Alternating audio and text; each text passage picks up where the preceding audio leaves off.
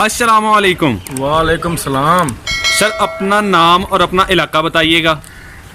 नाम मेरा हैगा जी रो आजम जफर, तहसील है हासिलपुर, ज़िला बावलपुर ते कस्बे का नाम हैगा तलड़।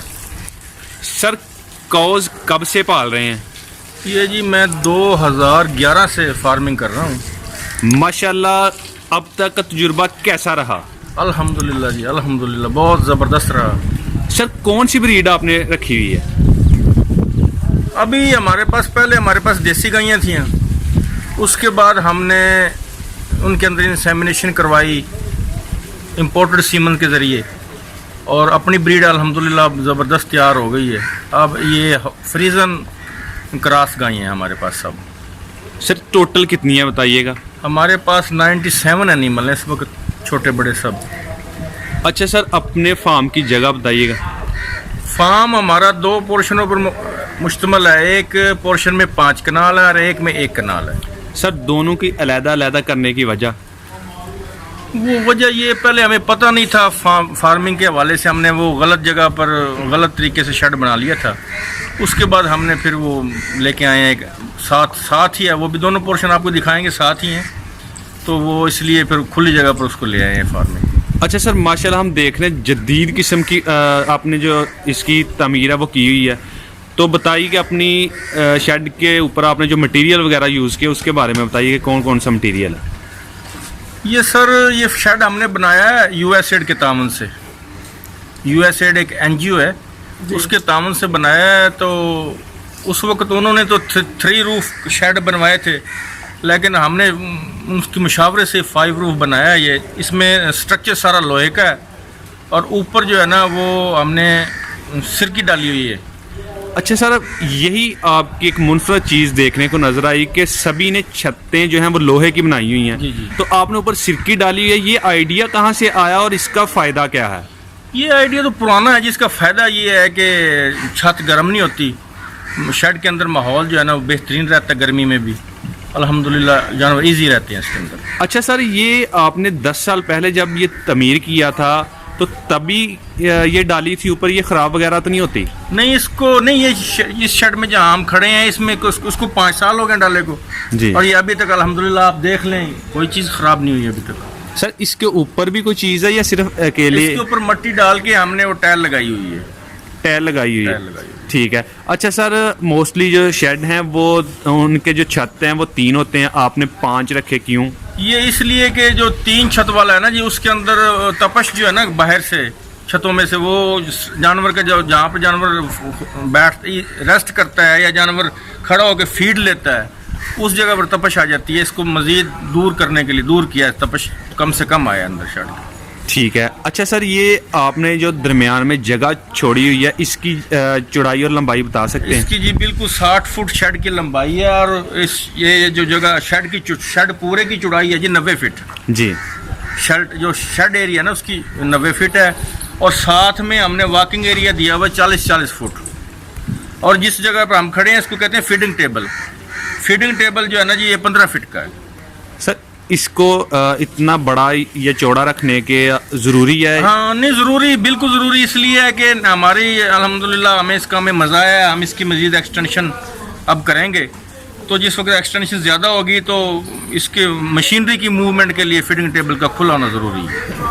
सर आपके इधर शेड में ये फैन वगैरह भी लगे हुए हैं? जी जी। ये टेम्परेचर को कम करने के लिए? हाँ जी बिल्कुल, ये हबस के दिनों में ख़ास तौर पर जुलाई और अगस्त, ये जून से वैसे चल जाते हैं, जुलाई और अगस्त में ये जानवर को कंफर्टेबल रखते हैं। ज़रूरी है? ज़रूरी है, बहुत ज़रूरी। इसके अलावा शावर वगैरह? शावर भी ज़रूरी है, शावर भी लगे हुए हैं, आप देख लें। जी जी, वो भी लगे शावर भी लगे हुए हैं, शावर भी ज़रूरी है, इस नस्ल के लिए ज़रूरी है। अच्छा सर, इस नस्ल के बारे में बताइएगा कि ये ज़्यादा से ज़्यादा कितना टेम्परेचर, कम से कम कितना टेम्परेचर बर्दाश्त कर सकती हैं? कम वाला तो जी नहीं है हमारे इधर, बहुत ज़्यादा कम तो होता नहीं है, इसलिए हम कम के बाबत तो नहीं बता सकते आपको। ज़्यादा से ज़्यादा ये कर लेती हैं बर्दाश्त, तो बेचारी इस माहौल में ये जैसा भी हमारे हो रहा है 40-45 तक बर्दाश्त कर जाती है, अगर शावरिंग और फैन वगैरह लगे हुए हैं। जैसा भी हो ये कर लेती हैं? हाँ जी, कर लेती हैं। सर गर्म होती है थोड़ी सी इनकी।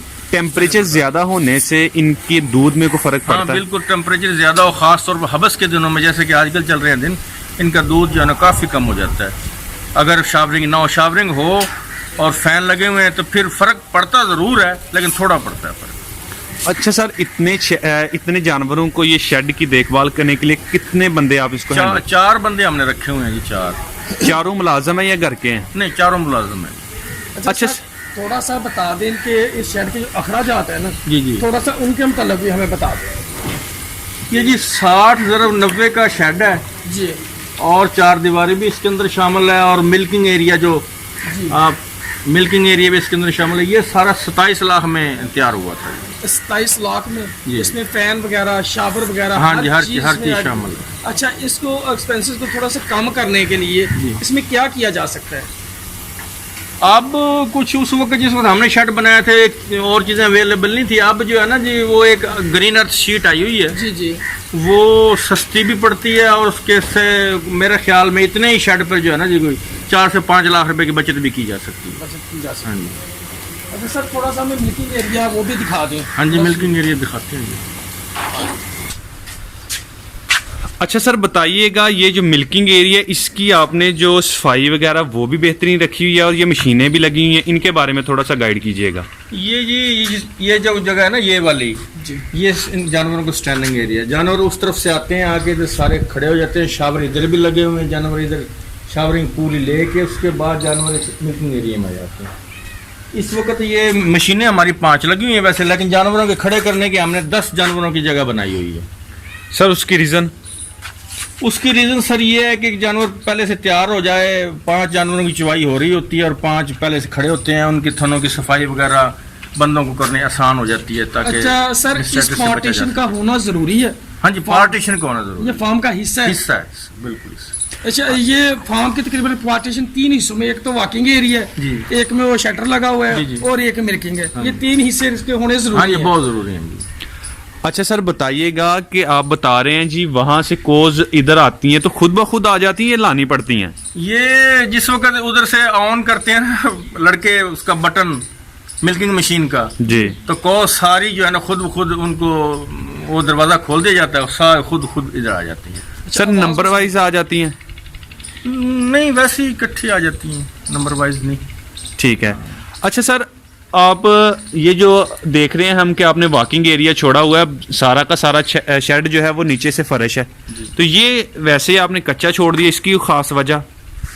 वॉकिंग एरिया जानवरों के लिए जो है ना जी, बैठने के लिए एक नरम ज़मीन चाहिए होती है। ये लाजमी है? ये लाजमी है, नरम ज़मीन। जानवर हर वक्त पक्के फर्श पर नहीं रह सकता। अच्छा सर, इसके लिए जो सिस्टम आपका हमने देखा है, शावर लगे हैं, फैंस लगे हैं, अगर लाइट चली जाती है जी जी, तो इसके लिए तो फिर एक जनरेटर का होना भी हाँ जी, जरूरी है। जनरेटर बिल्कुल जी है, हमारे पास जनरेटर भी है। उसके बगैर गुजारा नहीं, उसके बगैर बिल्कुल, उसके बगैर बिल्कुल गुजारा नहीं है। आप चुवाई कर रहे हैं जानवरों की और चला जाए बिजली लाइट चली गई है तो फिर आपको मसला बनेगा। अच्छा सर, चुवाई के बारे में बताइए। ये जो मशीनरी है, कुछ लोगों का कहना है कि ये जानवरों के जो थन वगैरह होते हैं उनको ख़राब करती है, क्या ये बात दुरुस्त है? नहीं, ये बात दुरुस्त नहीं है। अगर मिल्किंग करने वाला आदमी इसका जो प्रेशर है ना जी, उसके ऊपर उसका ध्यान है और प्रेशर ज़्यादा नहीं है, तो हमें 5 साल हो गए हैं मशीन लगाए हुए, अभी तक तो अल्हम्दुलिल्लाह कोई मसला नहीं है। यानी कि ये डिपेंड करता है कि फार्मर कितने ध्यान से चुवाई कर रहा है। चला रहा है, सही बात है। ठीक है, ठीक है सर, बहुत शुक्रिया, आपने अपना कीमती वक्त दिया। अल्लाह हाफिज़।